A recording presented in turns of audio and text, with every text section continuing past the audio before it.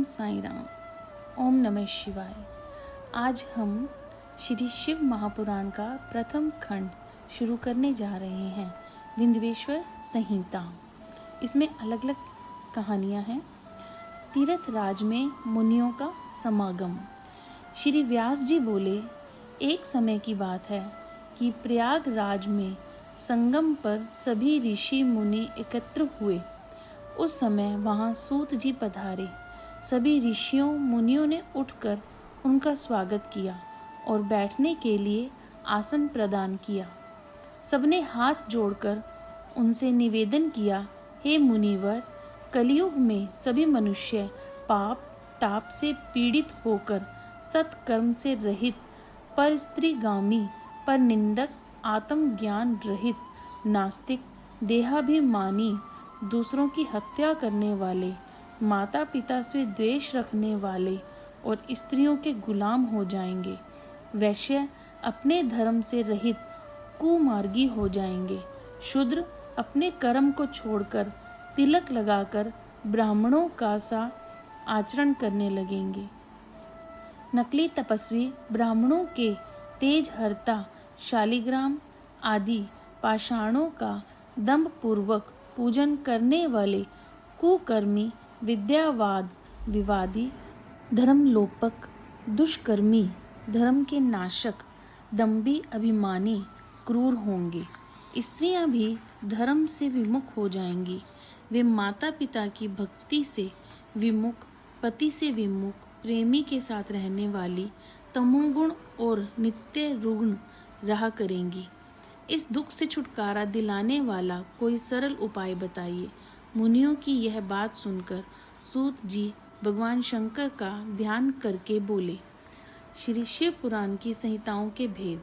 श्री सूत जी बोले, हे मुनिवरों, कलयुग के पापों को नष्ट करने वाला परमार्थदायक शिव पुराण वेदांत का सर्वस्व कहा गया है। इसके पढ़ने एवं सुनने से मुक्ति मिल जाती है।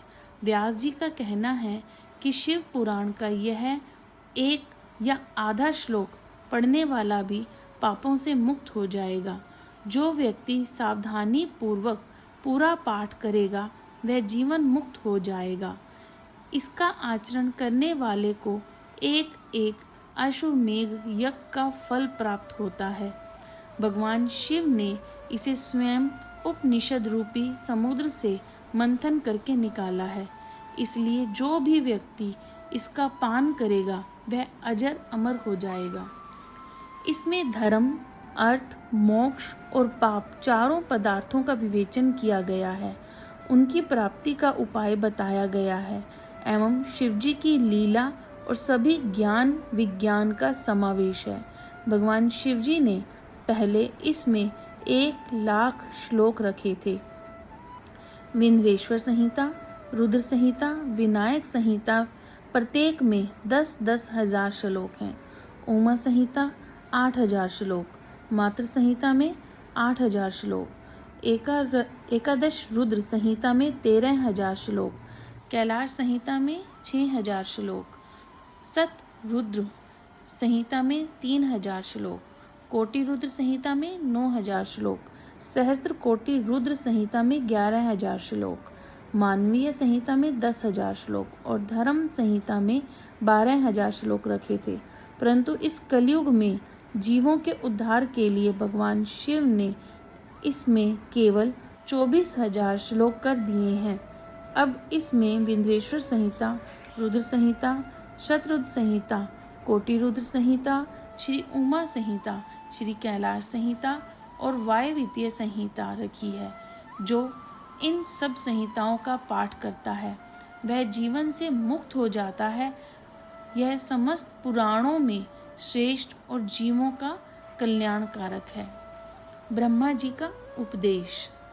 सूत जी बोले, पूर्व काल में जब कल्पों का नाश हो गया और बाद में पुनः इस कल्प का उदय हुआ तो 6 कुलीन मुनियों ने सृष्टि के प्रारंभ होने पर विचार किया कि सब सबसे परे है या नहीं। इसका निर्णय कराने के लिए ये ब्रह्मा जी के पास गए। ब्रह्मा जी ने बताया कि जो सर्वप्रथम उत्पन्न हुआ है उसमें मन वाणी की कोई गति नहीं है, तथा जो ब्रह्मा, इंद्र और शिव आदि महाभूतों और इंद्रियों की उत्पत्ति एवं समस्त संसार को पैदा करने वाला है, वही सबसे परे है। ऐसे सर्वज्ञ जगदीश्वर महादेव ही हैं, जो भक्ति के द्वारा दर्शन देते हैं। रुद्र आदि देव भी उनके दर्शनों की अभिलाषा रखते हैं। उनकी भक्ति करने से ही उनके प्रसाद की प्राप्ति होती है। जैसे बीज से अंकुर और अंकुर से बीज बनता है। ब्रह्मा जी ने कहा, आप लोग महादेव जी की प्रसन्नता हेतु एक दीर्घ यज्ञ करिए, जिसमें शिव जी की कृपा से आपको साध्य और साधन का ज्ञान प्राप्त होगा। मुनियों ने पूछा, हे भगवान, यह साध्य और साधन क्या है? ब्रह्मा जी ने कहा, साध्य शिव पद है और साधन उनकी सेवा करना है।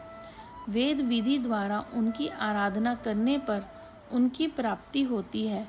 जो जैसा करता है वैसा ही फल प्राप्त होता है। कान से सुनना, मुंह से कहना तथा मन से मनन करना भी एक महान साधन है, क्योंकि महेश्वर हमेशा सुनने, कीर्तन करने तथा मनन करने योग्य है। इसलिए साध्य पर पहुँचने के लिए साधन पर जुट जाना चाहिए। गुरु के द्वारा शिव योग को प्राप्त करना चाहिए। पहले कुछ क्लेश उत्पन्न हो सकता है, परंतु बाद में परम आनंद की प्राप्ति होती है। ओम नमः शिवाय।